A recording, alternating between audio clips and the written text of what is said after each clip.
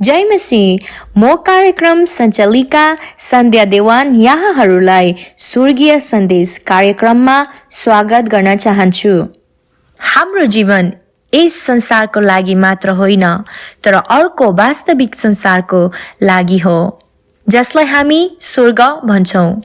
यो संसारमा हामीले धेरै पढौला, धेरै कमाउला, धेरै रमाइलो गरौँला, तर के हाम्रो जीवन अर्थात् हाम्रो आत्मा यो संसारभन्दा कैयौँ गुणा बढी असल संसार स्वर्गमा प्रवेश गर्न सक्छन् त? यही विषयलाई आजको स्वर्गीय सन्देश कार्यक्रममा चिन्तन मनन गर्नेछौँ। आउनुहोस् आजको कार्यक्रमलाई यो सुमधुर आत्मिक गीतबाट सुरु गरौँ। प्रभु येशूलाई हाम्रो सारा मनले धन्यवाद चढाऊ। उनको शरणमा अति नम्र भई आराधना गरौँ। उनको शरणमा अति नम्र भई आराधना गरौँ। आदरणीय श्रोताहरू, यस गीतको शब्द सङ्गीत पास्टर जोन राईको थियो भने सुशीला राईको स्वर रहेको थियो। आजको सन्देश पास्टर जोन राईबाट सुन्नेछौँ। आउनुहोस् उहाँलाई स्वागत गरौँ अनि धैर्यपूर्वक स्वर्गीय सन्देश सुनौँ। धन्यवाद सञ्चालिका बहिनीलाई। परमेश्वरलाई पनि धन्यवाद दिन चाहन्छु आजको यो सुन्दर समयको लागि। स्वर्गीय सन्देश कार्यक्रम सुनिरहनुहुने सम्पूर्ण श्रोताहरूलाई ख्रीष्ट येशूको नाममा जय मसीह। आज यस स्वर्गीय सन्देशमा मैले आत्माको उद्धारकर्ता येशू हुनुहुन्छ भन्ने विषय लिएर आएको छु। आत्माको उद्धारकर्ता भन्ने विषयलाई बुझ्नको लागि हामीले हाम्रो जीवनलाई हेर्नुपर्ने हुन्छ। जीवन अति राम्रो छ, जीवन अति सुन्दर छ, तर प्राय जस्तो हामीले जीवनलाई बाहिरबाट मात्र हेरेका छौँ, किनभने वास्तविक जीवन चाहिँ हामी भित्र छ, जसलाई हामी आत्मा भन्दछौँ। आत्मा छैन भनेदेखि हाम्रो बाहिरको जीवन जसलाई हामी शरीर भन्छौँ, त्यो शरीरले केही पनि काम गर्न सक्दैन। र हाम्रो वास्तविक जीवन चाहिँ हामी भित्र छ। हाम्रो यो बाहिरको जीवन चाहिँ केही क्षणको लागि मात्रै हो। हामीलाई थाहा छ, हामी भन्ने गर्छौँ 2 दिनको जिन्दगी। साँच्चै नै यो बाहिरको जीवनलाई मात्र हेऱ्यो भने अति नै छोटो छ। कति मानिसहरू त भ्रममा पनि परेका छन् कि हाम्रो जीवन यति नै हो, संसारमा रहँदा मात्र हो भन्ने सोचाइ गर्ने मानिसहरू पनि छन्। तर हामीले धेरै महत्त्वपूर्ण सत्यतालाई बिर्सिरहेका छौँ। हामीभित्र वास्तविक जीवन जो छ, जसलाई हामी आत्मा भन्छौँ, आत्मा वास्तवमा कहिले पनि मर्दैन। आत्माको मृत्यु नै हुँदैन, आत्माको अन्त नै हुँदैन। अनि जब परमेश्वरले मानिसलाई बनाउनु भयो, मानिसलाई उहाँले आत्मिक प्राणी बनाउनु भयो, अर्थात् मानिस 70 वर्षसम्मको लागि मात्र होइन, तर अनन्तसम्म रहनको लागि परमेश्वरले मानिसलाई बनाउनु भयो। तर मानिसले परमेश्वरलाई आफ्नो प्रभु बनाउन नचाहेकोले हामी मानिस जाति पापमा गिर्यौँ अनि संसारमा मृत्यु आयो। बाइबलमा मत्ती 16 अध्यायको 26 पदमा यसरी लेखेको छ, सारा जगत प्राप्त गरेर पनि आफ्नो प्राण गुमायो भने मानिसलाई के लाभ हुन्छ? अथवा मानिसले आफ्नो प्राणको सट्टामा के दिन सक्छ? यो वचन प्रभु येशू ख्रीष्टले भन्नुभएको। साँच्चै नै संसारमा हामीले धेरै धन सम्पत्ति कमाउला, धेरै पढौँला, धेरै नाम कमाउला, सारा संसारलाई नै हामी जिताउला, सारा संसारलाई नै हामी हात पारौँला, तर त्योभन्दा महत्त्वपूर्ण कुरा चाहिँ हामी भित्र भएको हाम्रो आत्मा हो। हाम्रो आत्मालाई चाहिँ हामीले गुमायौँ भने, अथवा हाम्रो आत्माले चाहिँ स्वर्गमा प्रवेश पाएन भने हामीलाई के लाभ भयो र? अनि अर्को खण्डले भन्दछ, अथवा मानिसले आफ्नो प्राणको सट्टामा के दिन सक्छ? साँच्चै मानिसको प्राण, मानिसको आत्मा अति नै बहुमूल्य चिज हो।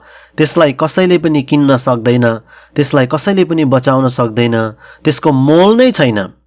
र हाम्रो प्राण, हाम्रो आत्मा त्यति साह्रो महत्त्वपूर्ण कुरा हो। र हामीले संसारको कुरालाई मात्र होइन, हामीले हाम्रो शरीरको अभिलाषाहरूलाई मात्र होइन, तर हाम्रो प्राणको निम्ति चाहिँ हामीले फिक्री गर्नुपर्छ। बाइबलमा यस्तो पनि लेखेको छ, भजन सङ्ग्रह 49:8 मा, जीवनको मोल बहुमूल्य हुन्छ, कुनै भुक्तानी कहिल्यै यथेष्ट हुँदैन। अथवा जीवन यति साह्रो बहुमूल्य छ कि त्यसलाई कसैले पनि दाम चुकाउन सक्दैन, त्यसलाई कसैले पनि किन्न सक्दैन।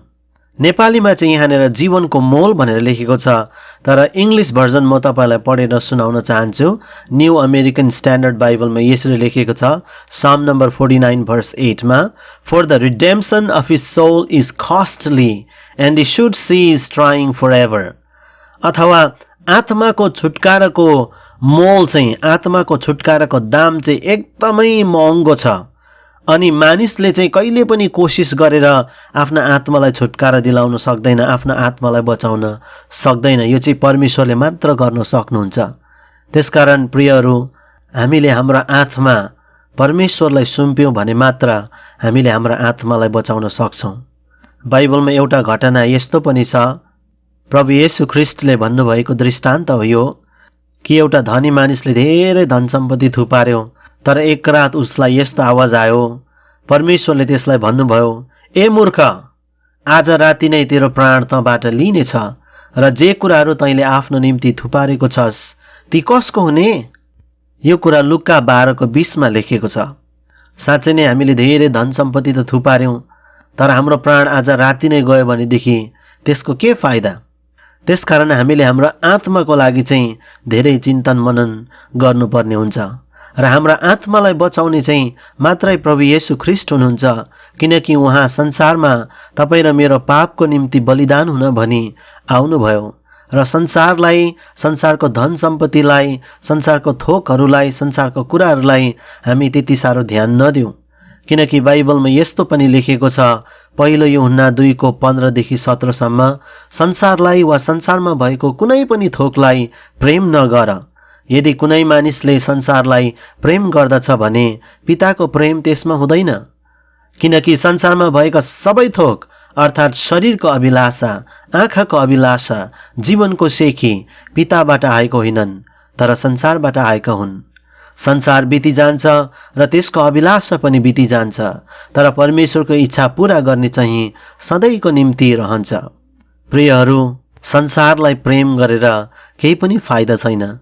संसारको कुराहरू पनि एक दिन सबै नष्ट भएर जानेछन्, तर बाइबल यसो भन्दछ, जसले परमेश्वरको इच्छा पूरा गर्छ त्यो चाहिँ सधैँको निम्ति बाँचिरहन्छ, सधैँको निम्ति रहिरहन्छ। प्रिय मित्रहरू, यदि हामीले परमेश्वरको इच्छा पूरा गर्यौँ भने उहाँको इच्छा चाहिँ यो हो कि हामीले उहाँको पुत्र येशूमाथि विश्वास गरौँ र अनन्त जीवन प्राप्त गर्न सकौँ। आदरणीय श्रोताहरू, यहाँहरू सुन्दै हुनुहुन्छ स्वर्गीय सन्देश कार्यक्रम।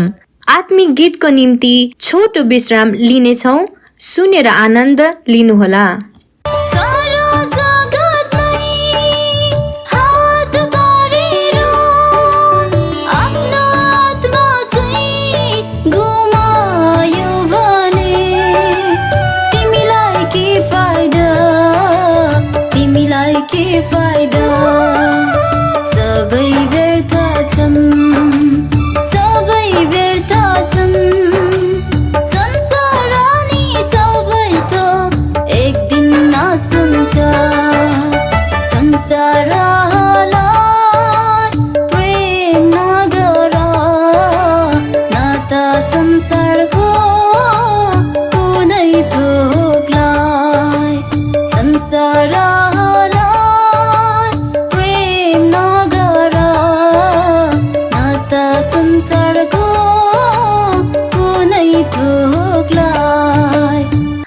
आदरणीय श्रोताहरू, यहाँहरू सुन्दै हुनुहुन्छ स्वर्गीय सन्देश कार्यक्रम।